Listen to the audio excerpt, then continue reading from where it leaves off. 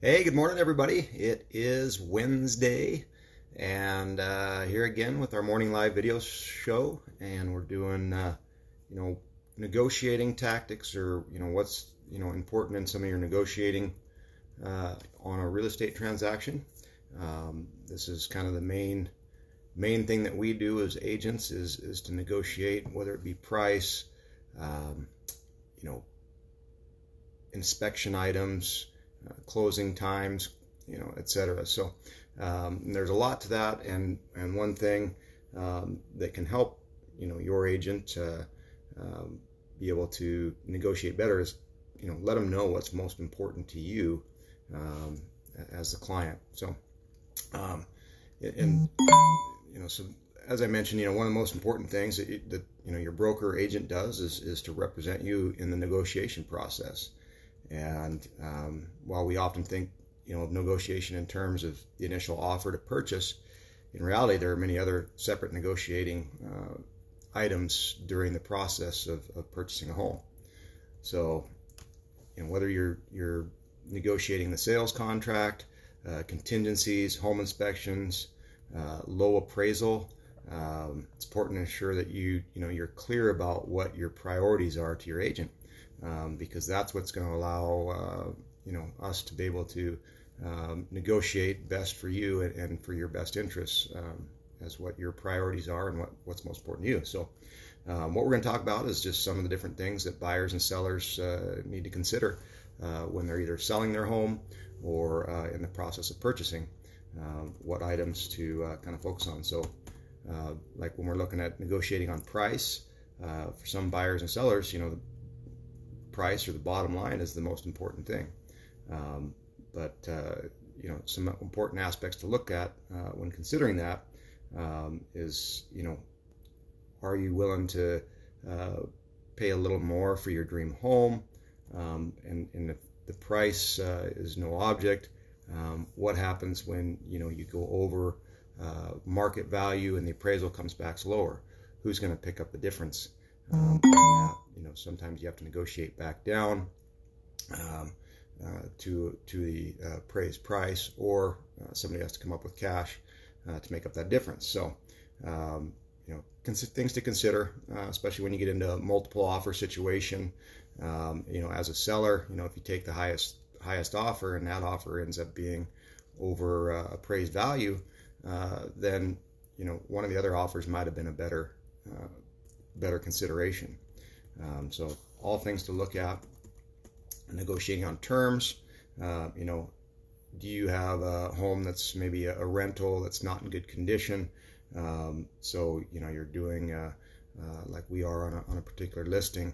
It has to be as is, and you take a look during the inspection period, and that's about it.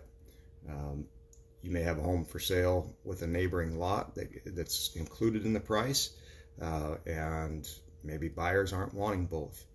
So you might consider splitting those up and selling them separate. In many cases, sellers have specific needs that trump other factors. Buyers may not be willing to accommodate those needs, or they may use them as a negotiating tactic to bring the price down lower. In the case, of trying to sell a home that has two lots with it, sometimes people don't want that, and they negotiate a price lower than what you want to try and get out of it. Negotiating on time. Sometimes people have a specific timeline they need to meet. So you may be moving for a job, need to buy or sell quickly because you have another home that you need to be able to act quickly on. We had that situation with a friend that needed to purchase a home, and they had a duplex, so they needed to be able to sell that quickly. So I found somebody to do a quick closing on it for them. So sometimes your timeline ends up being more important than your overall cost or price. So negotiating a strict timeline can be difficult, as some people have different timelines. A seller might have one timeline and a buyer might have another. So coming to terms on those is something that your agent needs to be able to juggle, and you need to be able to communicate how important those timelines are. negotiating some of the extras. Maybe there's some things, furniture, accessories in the home that you'd like, a fridge, some of that stuff, might be very important to the buyer. And so in the case that, this is something that a buyer wants, and maybe a seller didn't really consider letting that go with the house, but if that's, means that they'll get what they want for the price of the home, sometimes that's something to consider. We had one recently where they had a brand new fridge. They weren't going to include it, but full price offer, everything was good, so went ahead and included the fridge with the sale.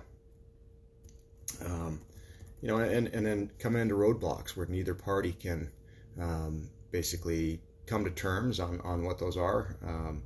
You need to determine what leverage or what's going to make each person happy. And so if you're going to have a deal that can potentially fall through because nobody can come to terms, and one person loses out on their dream home, and the seller loses out on a potential sale. So during a home or sale purchase, it's not a contest to see who's smarter, better, tougher, more stubborn. Don't allow the quote-unquote winning to blind you into making a good deal, or make you walk away when a little compromise would create a win-win for everybody. And then price sensitivity. There are some cases where you truly can't give in on a price. Maybe you are a seller who is overextended financially and needs every dime of that sales price to get into your next home. Maybe you're a buyer struggling to put together enough money for the down payment and closing funds you need to get to the finish line. So talk with your agent or broker to find out other ways to accommodate when you can't budge on price. Maybe there's a creative way that they can structure the deal so as to not be able to come up with so much money down, or figure out other ways to get around that roadblock. Lowball offer shouldn't be considered an insult. Neither is giving a negative home inspection report. Just like getting creative criticism, or constructive criticism. This is something that can help a seller change the things that they need to do to make it a more marketable home. So good feedback is always good. But keep focused on the process as business negotiation rather than allowing your emotions to cloud judgment. I mean, it's a home. Yes, you're going to be attached to it, but at the same time, it's a business transaction. So try not to let the emotions overrun good decisions. All or nothing. The essence of negotiating is ability and willingness to compromise. Give and take is the only way the process works. You may want things, ideal price, ideal timeline, ideal terms, but it's very difficult to get all of those. So hopefully your agent can sit down and go over the pluses and minuses of everything, and be able to come to terms on a good deal for you. But by separating your needs from your wants and prioritizing the elements that matter, you and your agent can craft a more effective, successful strategy. So and whoever your real estate agent is, professional, is an expert at negotiation. Whether you're a buyer or seller, the more you know about you, the better they are able to help. So communicate your needs and nice to haves, and help them develop the right strategy for your particular situation. So hopefully some of these tips help. I'll post up my notes again on the event here today. And tomorrow we'll be talking with an industry expert, somebody in the real estate industry that's,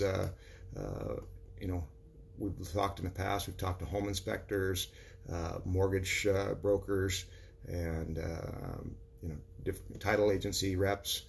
So different people in the industry come talk with us and tell us, give us a little education on what their aspect of the business does for the real estate industry. So hope everybody's having a great Wednesday. Happy hump day. Sun's shining, so get out there and get your dose of vitamin D, and have a great day, everybody. See you next time.